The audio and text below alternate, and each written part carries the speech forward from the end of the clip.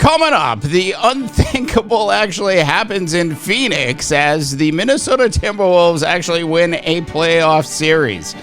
And I know what you're thinking, how is that an unthinkable statement? Well, they haven't actually won a playoff series since the year 2000. That is how long it's been.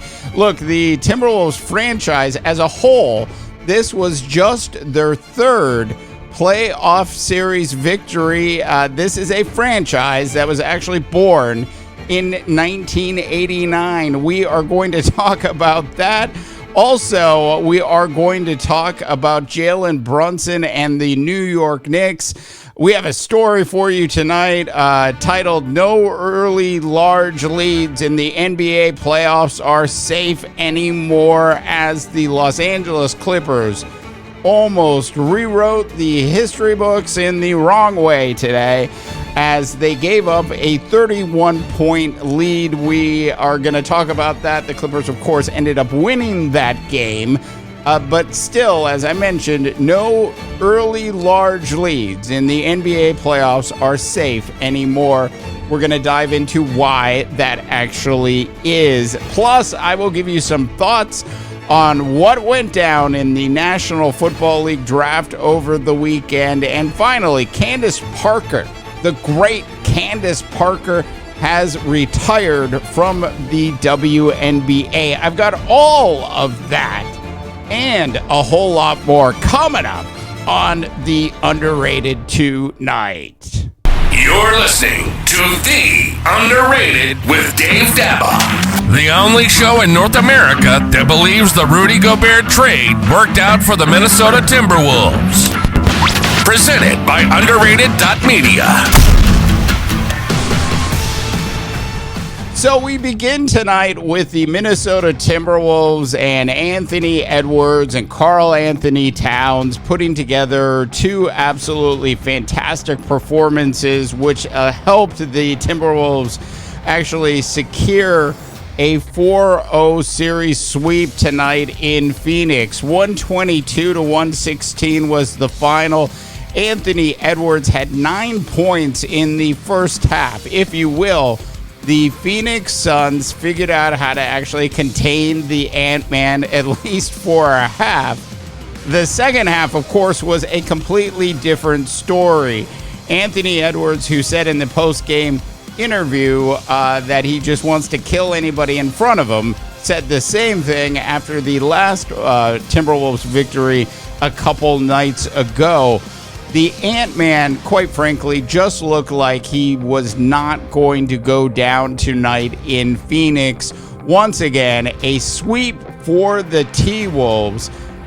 Their first sweep, obviously, as a franchise. Their only third series victory in the playoffs for the Timberwolves. A big night for the Minnesota Timberwolves. Up next is most likely going to be the Denver Nuggets, a team in which the Timberwolves actually match up pretty well against. Not going to say that I think the Timberwolves are going to beat the Nuggets. However, anything's possible, especially if the T-Wolves can figure out how to win a couple of the first 2 or 3 games of that series. A side note, Chris Finch, the head coach of the Minnesota Timberwolves, actually got knocked out of the game in the fourth quarter when Mike Conley and Devin Booker both ran into the Minnesota Timberwolves head coach. No word yet on how Chris Finch is doing. It looked like a knee injury, so we'll wait and see how that all plays out. I mean, leave it to the Timberwolves to finally have a chance to actually win a playoff series. Their head coach, who's been with them for 4 years, finally has a chance to win a series, and he gets knocked out with like 2 minutes to go in the game. That is typical Timberwolf fashion, if you know what I mean. All right, elsewhere around the association today, Jalen Brunson was just quite frankly absolutely fantastic. He scored 47, setting a new New York Knicks playoff record for most points scored in a game by a Knickerbocker. 47 points. But it wasn't just the 47 points. Like, Go back and watch the fourth quarter of this game. If you happen to have this game taped, you will actually hear Jalen Brunson MVP chants in Philadelphia. That is something that, quite frankly, I thought I would never hear happen.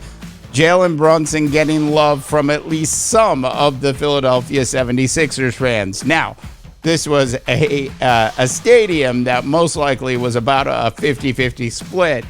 But still, regardless of that, Jalen Brunson was just absolutely fantastic. And he willed this New York Knicks team to a victory. If you will, watching Jalen Brunson today, you know, the other players all had, some of the other key normal players on this team all had subpar days. Josh Hart did. Dante DiVincenzo did. And so Jalen Brunson needed to actually step up, and that's exactly what he did. He basically got out of the car and pushed it up the hill by himself. He, like Anthony Edwards tonight, sort of had that refuse to lose look in his face. Look, Jalen Brunson has proven to be, if you will, the next Jimmy Butler. He's just fiery. Maybe he doesn't have all the talent in the world, but it doesn't matter. He scored 47 points in a playoff game in Philadelphia. Nothing but mad props to Jalen Brunson. The Knicks now lead that series 3-1.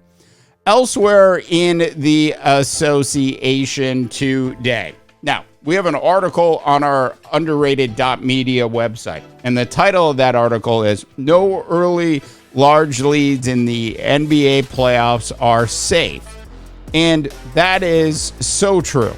Now, today, the Clippers actually had a 31-point lead at one point during the second quarter of their game against the Dallas Mavericks. With 2 minutes and 14 seconds to go in the game, Kyrie Irving drove, made a layup, and at that point, they actually took over the lead. That's right, Dallas came all the way back from a 31-point deficit to take a 105-104 lead on that particular layup. Now, they would go on to actually lose the game. The Clippers ended up winning 116 to 111. Playoff Paul George certainly showed up, as did James Harden. They both finished the day with 33 points apiece. But what I started to actually sort of think about, and why this article was actually written, was simply to say, how many of these playoff games have you seen where a team has basically had a 20-point lead? And in the old days of the NBA, a 20-point lead was pretty, was a lead that, quite frankly, was usually pretty safe, especially when you got into the third quarter of a game. If a team had a 20-point lead, you thought, for the most part, that game was over. So what's happened in the NBA over the last 5 years where that's no longer the case?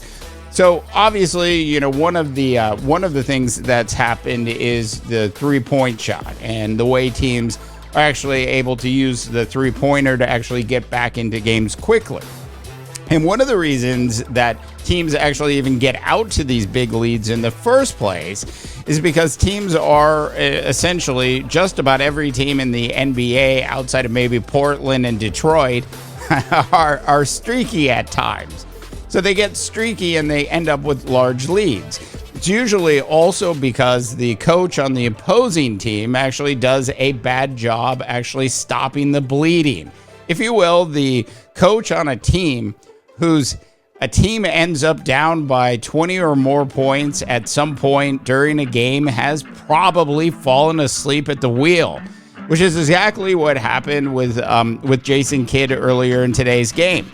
They didn't stop the game enough. They didn't make the appropriate adjustments, and they just got hacked to the point that they were down by 31 at one point. Now, in the NBA, the same thing can happen for a team that's way down. They can also become very streaky on the offensive side of the ball by making good adjustments on both the offensive and defensive side of the ball, which is exactly what happened with the Dallas Mavericks today, who outside of that first quarter actually really played a good game. They did basically everything they could possibly do to come back from a 31-point deficit to the very least give themselves a chance to actually win a game. The other thing that's happened, especially in the last 4 months in the NBA, is the officiating has changed. As we all know, they're allowing plays to happen. In other words, we're getting more basketball with less foul calls than we were 4 or 5 months ago. That certainly is giving teams that are down by a significant amount of points the opportunity to actually catch up quicker than they would have in the past. All of those things certainly impact the ability of a team to be way down, which is why really no really large early lead in an NBA playoff game is actually safe. All right, finally, and we are going to talk about the National Football League in just a minute, but I did want to give Candace Parker some props on just an absolutely legendary and historic career. Now, as you all know at this point, Candace Parker put out an Instagram post. I'm not going to read the full Instagram post, just simply to say she basically retired from the WNBA today. Now, she won 3 WNBA championships. She won 2 national championships while in college at Tennessee. She also won 5 Russian League championships. Now you all might remember the whole Brittany Griner being held in Russia thing that happened about a year ago, 2 years ago now, basically. And what you might not know is a lot of the WNBA players for years had gone over to Russia to play in their basketball league when they weren't playing in the WNBA. And there's certainly other leagues in Europe as well that they would go play in. Now, those WNBA players would certainly make a lot more money overseas playing in these other leagues. That's why when the WNBA contracts came out, like Caitlin Clark's making $76,000 this year, you have all these people saying, well, that's just crazy. Why isn't she making more? Well, then, people will come to the defense of the WNBA and say, well, she's only going to play in 40 games. In the NBA, they play in 82 games, and the WNBA is half of that time. And this affords those WNBA players an opportunity to play elsewhere. So the leagues certainly are different in that respect. Still, the money that is getting paid to the WNBA players is quite frankly vastly low and should be significantly higher. The WNBA needs to get its act together to actually figure that out.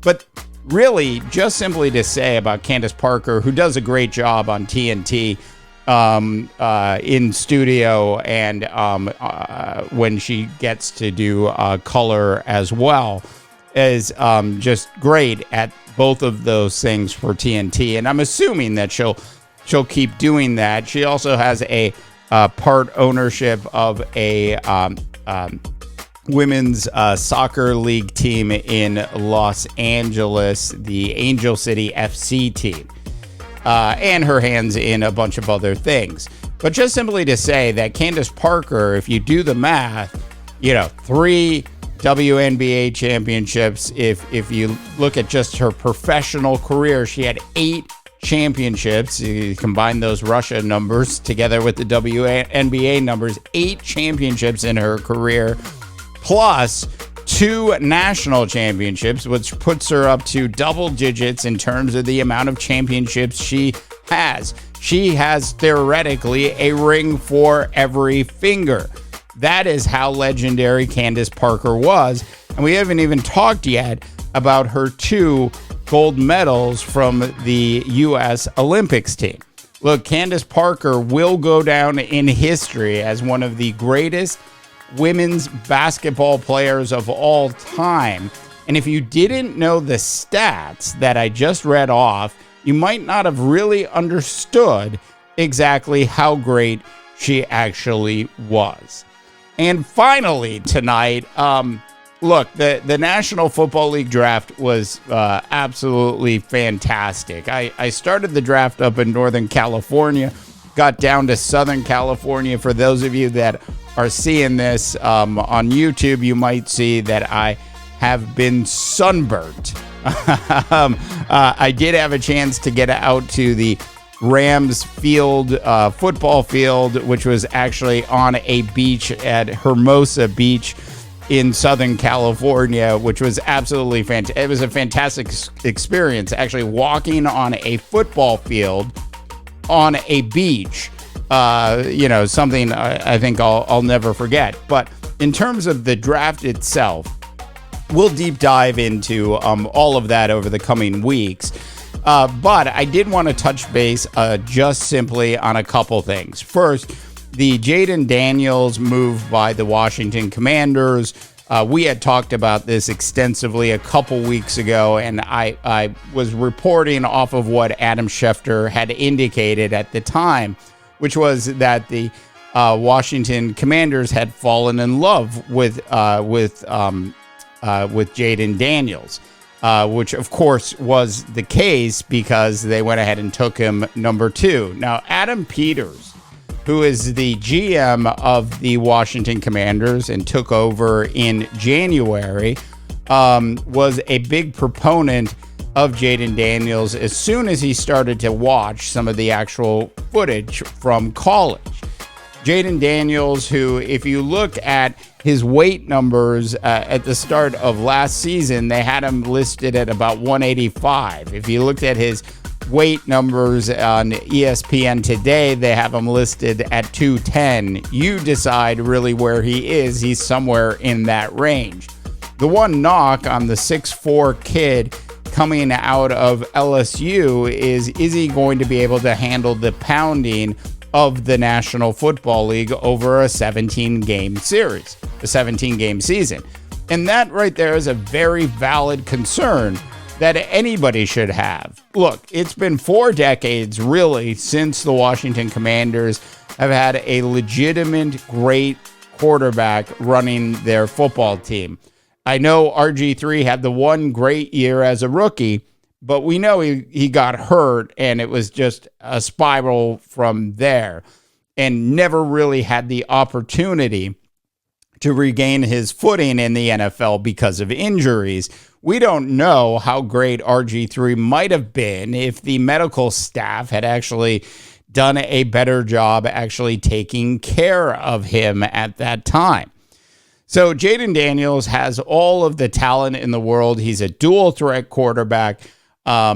He's more of a dual threat quarterback than a Caleb Williams is, and certainly has the opportunity and looks like he is going to be a good fit for the Washington Commanders. You have to remember, the Washington Commanders are a organization that is trying to get itself out of the clouds.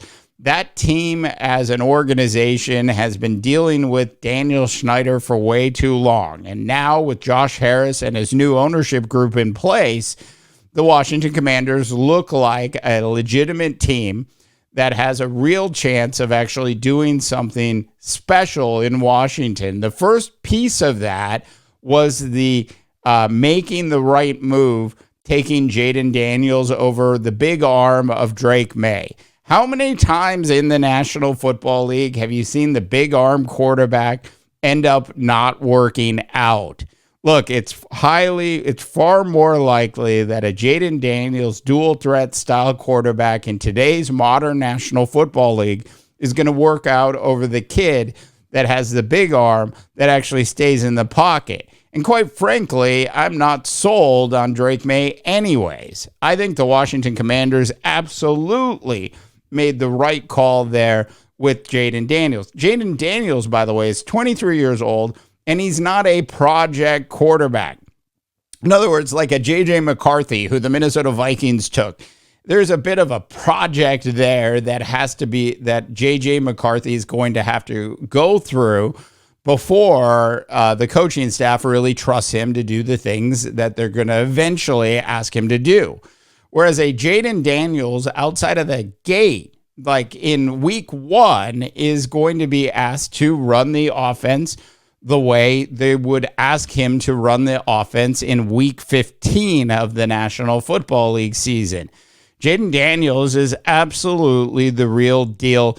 A good, if not great move by Adam Peters, with the asterisk just being, can the kid stay healthy and not get too banged up in the NFL? And finally, you have to say something about Michael Penix Jr., don't you? Now, we had him listed as the, we were having some fun with it, but as the most underrated quarterback heading into the National Football League draft. It did not in any way surprise us to see him go in the top 10. For him, though, to be picked by the Atlanta Falcons at number 8 was just crazy, stupid, dumb luck for everybody involved. Look, I get why Atlanta did it.